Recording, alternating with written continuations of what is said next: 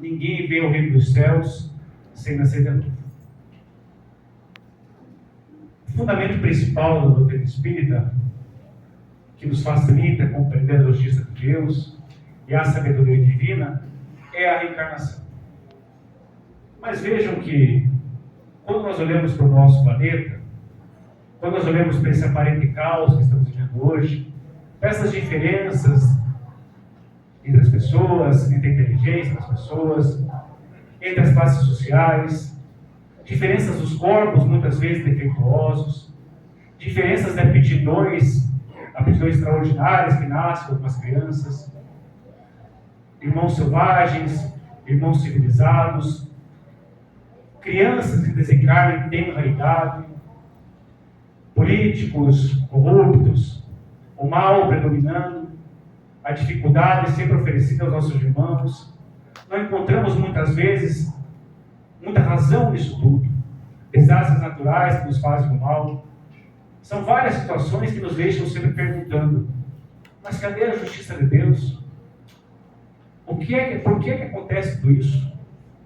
Como podemos explicar um Deus infinitamente justo e bondoso se nós vemos essas aparentes diferenças, esse aparente caos que existe em nosso planeta? Mas aí então que nós temos a reencarnação como a chave para esse entendimento. É através dela que nós reconhecemos que Deus é sábio, que Deus é justo. E a reencarnação não veio através da doutrina espírita. Ela é muito mais antiga que a doutrina espírita. É claro que hoje, quando pensamos em reencarnação, lembramos automaticamente da doutrina espírita. Mas ela é muito mais antiga. Esse conceito filosófico da reencarnação existe há mais de 3.000 anos antes de Jesus. Os hindus, por exemplo, já falavam sobre a reencarnação. Os egípcios, Pitágoras, Platão, Sócrates, Confúcio, Lao Tse na China, os budistas na Índia, o povo persa, o povo celta, por exemplo, Kardec era um druida, era um mestre celta. O nome Allan Kardec veio de uma encarnação passada do Rivail, que era o nome do nosso Allan Kardec. Até mesmo dos próprios judeus. A Cabala judaica já falava antes mesmo de Jesus da reencarnação. E é claro, através do nosso mestre, que sempre trouxe, embora simbolicamente, essa visão da reencarnação, essa visão da justiça divina. Quando nós pegamos, por exemplo, os mestres hindus, existe um deles, que ele tem um nome que eu, pelo menos, não consigo pronunciar, que ele falava o seguinte: ele dizia que ele olhava para as pessoas e via diferenças nos corpos, diferenças em classes sociais, diferenças materiais, mas que isso não seria impeditivo à evolução. Mas quando ele olhava para as pessoas e via uma diferença de inteligência, de sabedoria, da forma de ver a vida, ele entendia que não existe justiça, não existe um Pai infinitamente justo, se ele coloca no mundo pessoas diferentes, pessoas privilegiadas ou não.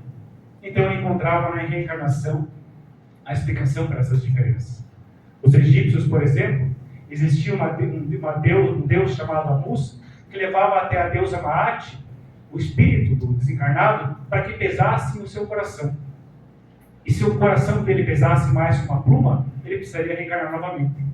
Fraternidade, solidariedade e amor não pesam. Agora, bens materiais, esses pesam, nessa simbologia egípcia também. E nós vemos, por exemplo, com os judeus, em Jeremias, no Antigo Testamento, Jeremias capítulo 1, versículo 5, que ele fala o seguinte: antes que te formasse no ventre materno, eu te conheci. E antes que saísses do ventre da tua mãe, te consagrei e te constituí profeta das nações. Então essa ideia já vem muito antes de Jesus. E claro, como o nosso mestre, nós vemos várias passagens dele falando sobre a reencarnação. Por exemplo, em João capítulo 8, versículo 58, ele fala o seguinte: antes que Abraão existisse, eu sou. Em Mateus, capítulo 17, versículo 12 a 13, ele diz o seguinte: digo-vos, porém, que Elias já veio e não o reconheceram, mas fizeram-lhe tudo o que quiseram. Assim também o Filho do Homem há de padecer nas mãos dele. Então entenderam os discípulos que eles falavam a respeito de João Batista. Também em João, capítulo 9, versículo 2 a 3, os discípulos de Jesus estavam caminhando e encontram um cego. Então eles perguntam, como eles já entendiam sobre a reencarnação, claro, de forma muito fragmentada, incompleta, mas já tinham uma ideia da reencarnação. Eles perguntam assim para Jesus: Mestre, foi ele quem pecou antes de nascer ou foram seus pais?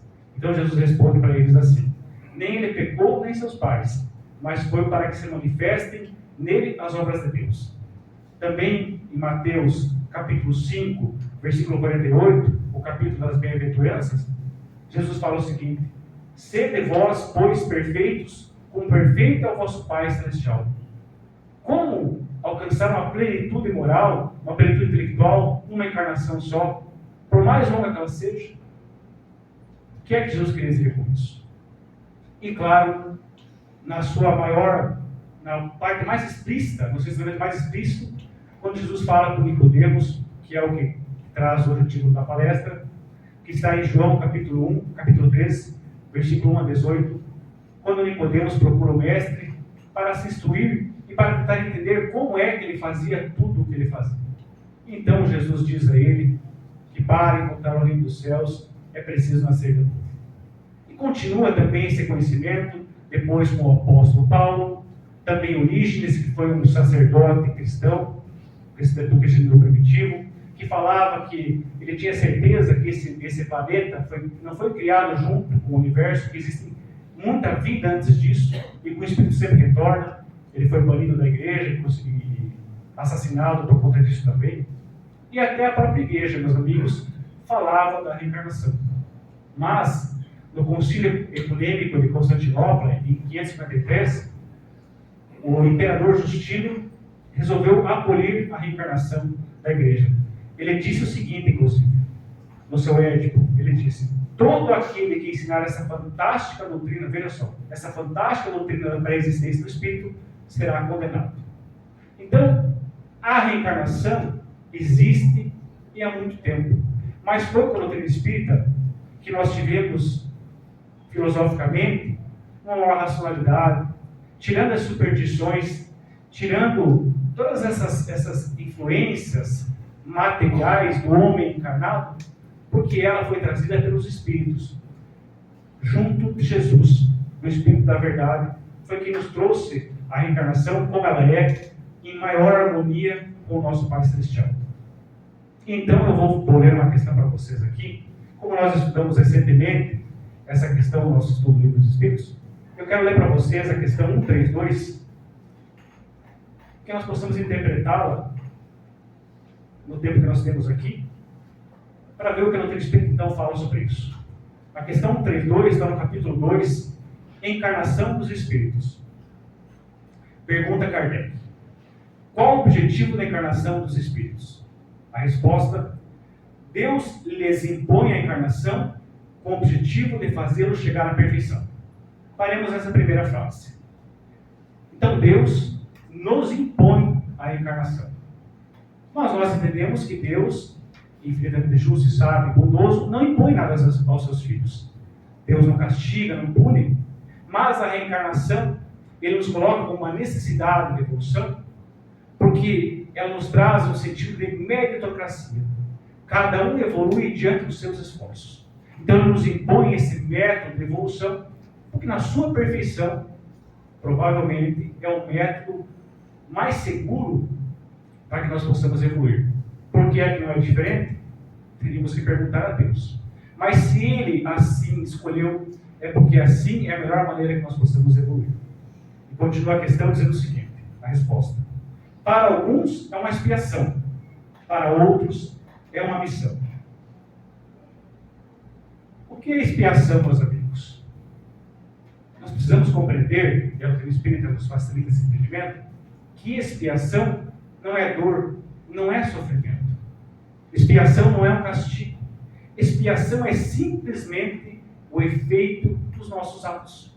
Se hoje eu tenho uma dificuldade muito grande na minha vida, ela com toda certeza, ou existe uma raiz dela, uma causa dela nessa mesma encarnação, ou numa encarnação passada.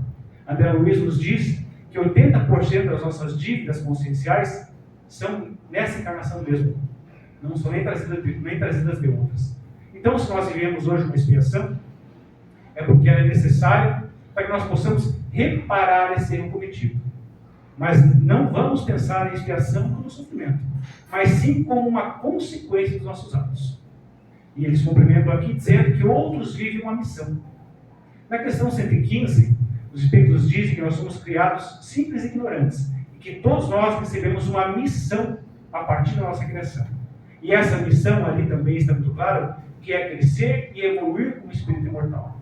Então, a nossa missão principal é aproximar-se cada vez mais do bem e evoluir como espírito imortal. E cada um de nós, então, recebe outra em particular para que possamos nos desenvolver, auxiliando o desenvolvimento dos nossos irmãos.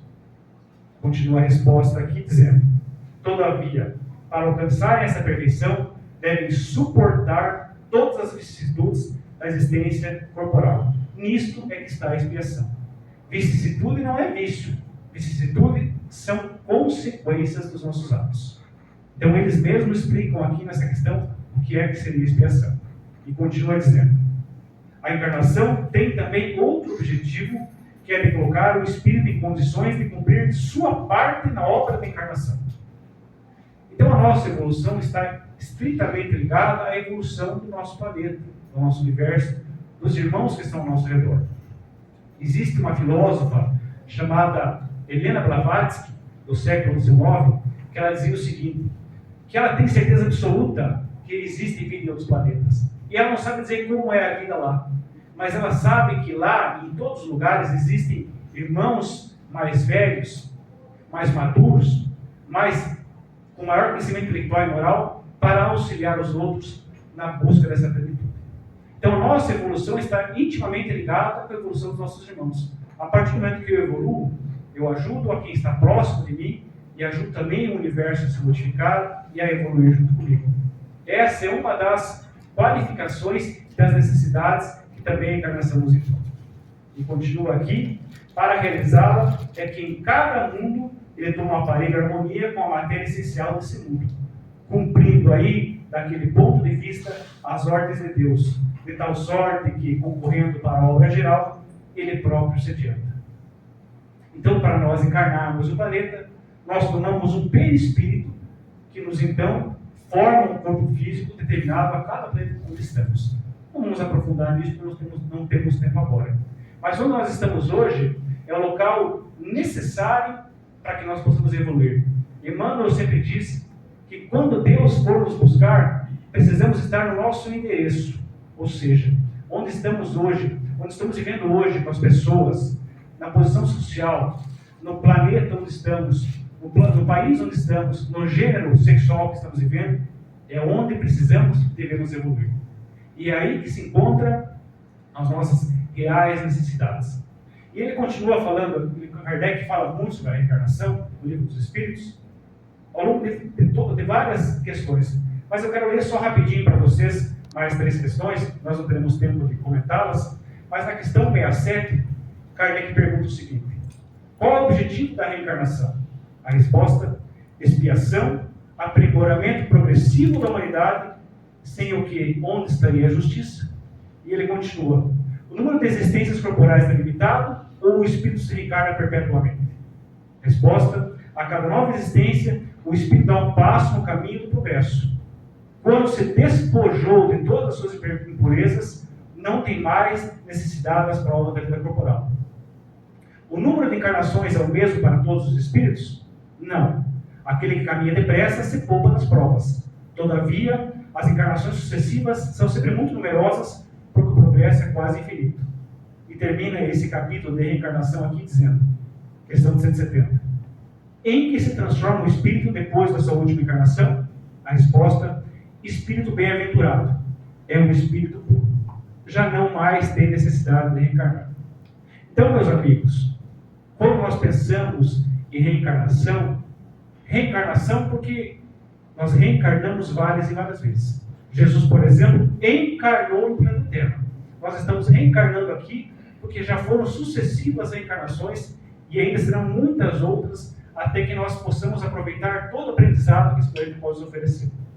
Então, quando nós pensamos nisso, nós vemos que a reencarnação ela é um processo terapêutico que mostra a sabedoria e a justiça do Pai, porque ela faculta a todos nós os mesmos meios, as mesmas possibilidades, para que nós possamos evoluir mediante o esforço próprio.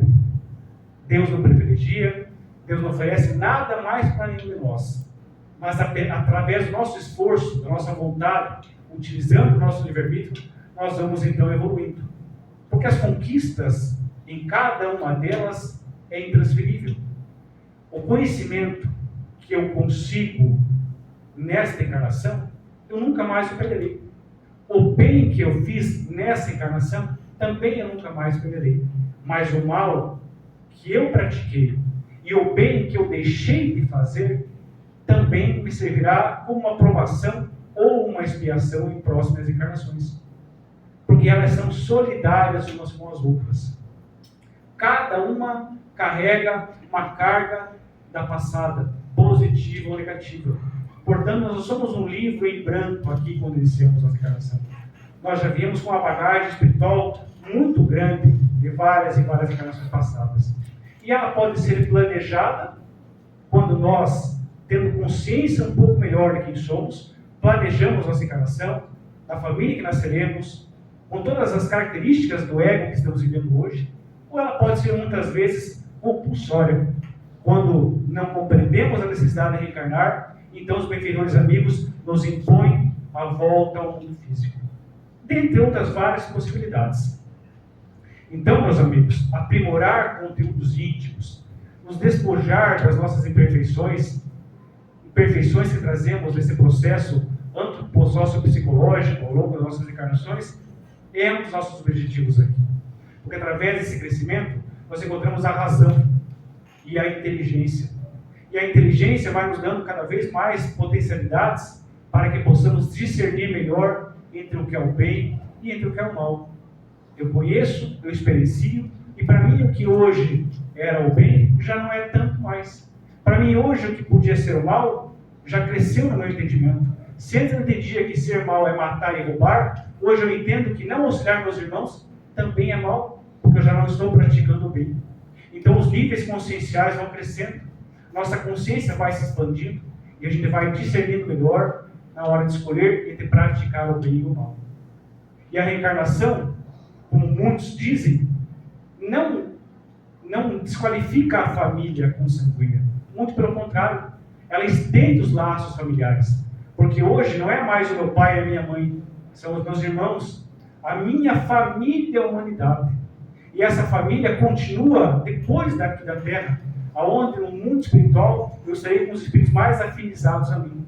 Então o meu irmão de hoje pode ter sido desafeto da minha encarnação passada, ou muito afinizado comigo.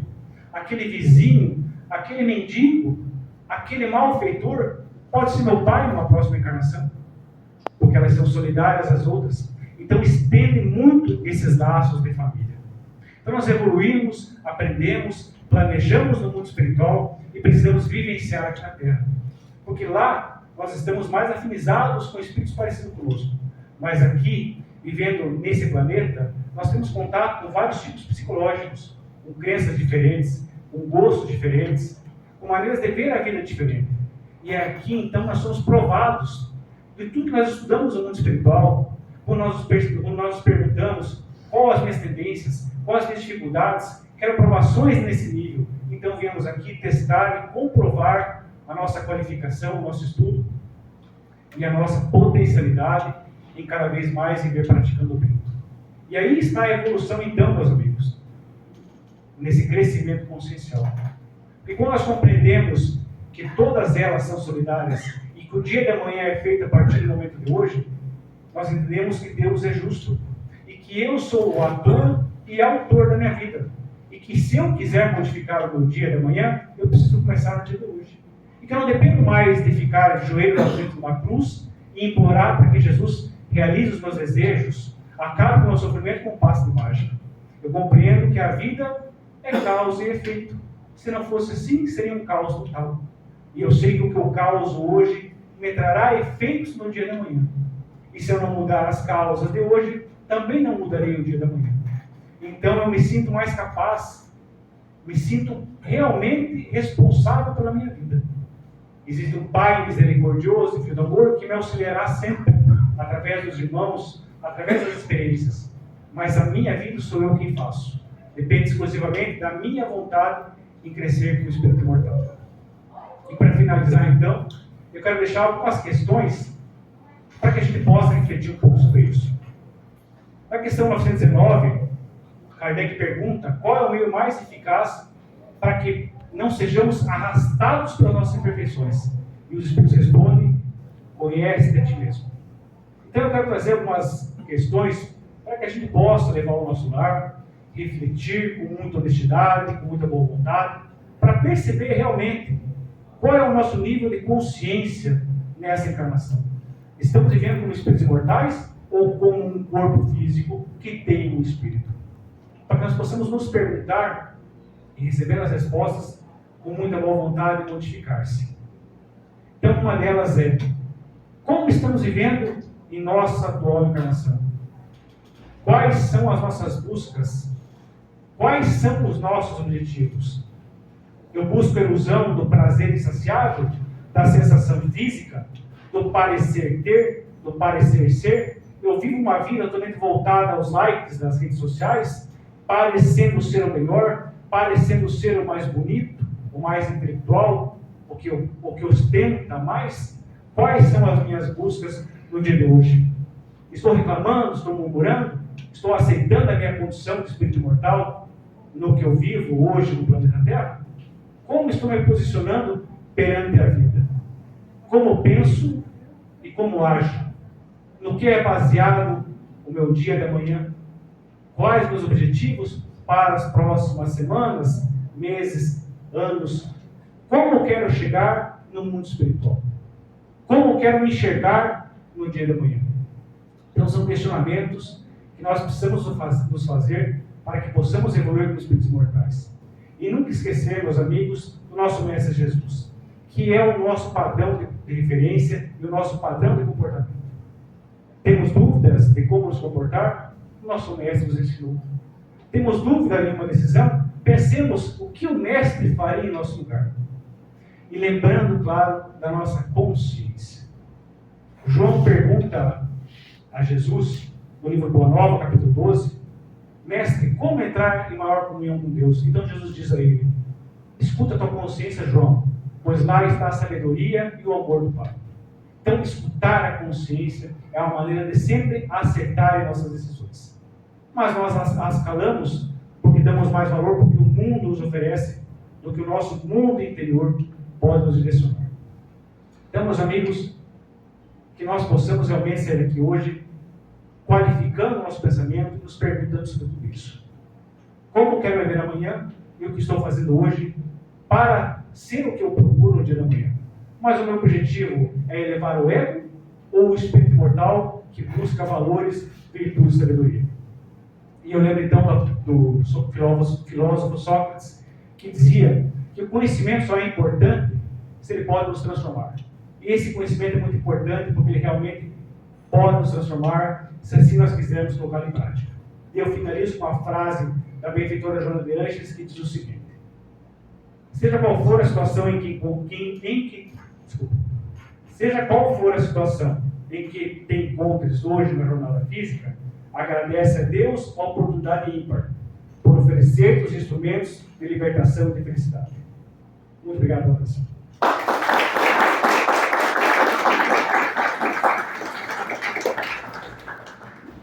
Então, meus amigos, agora nós passaremos ao passe codificado, que é uma transfusão de energia dos benfeitores amigos, mas é importante fé, concentração e receptividade nessa hora, para que possamos receber essas energias. Pai da vida, nós agradecemos, Senhor, pelo conhecimento que recebemos aqui hoje.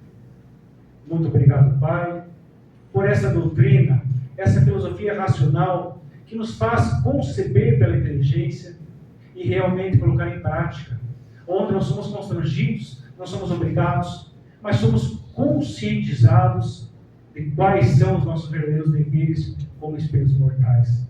Obrigado, Pai, por estarmos aqui hoje. Obrigado, Senhor, por termos esse nível consciencial já adquirido, que nos traz uma noite de sexta-feira até essa casa para receber ensinamentos e, com consequência disso, colocá-los em prática. Muito obrigado, Pai, por nos oferecer essa doutrina tão racional que tanto nos auxilia. Lhe pedimos, Pai, também, que essas energias, que essas bênçãos possam chegar até todos os nossos irmãos que se encontram hoje em dificuldade, que se encontram nos hospitais, no sofrimento, nos presídios, nos orfanatos, nos manicômios, nos asilos, nas suas casinhas que o povo protege, vendo seus filhos passar fome e dificuldade, que estão desempregados, que estão cansados, que estão desanimados, que são incompreendidos, que são perseguidos.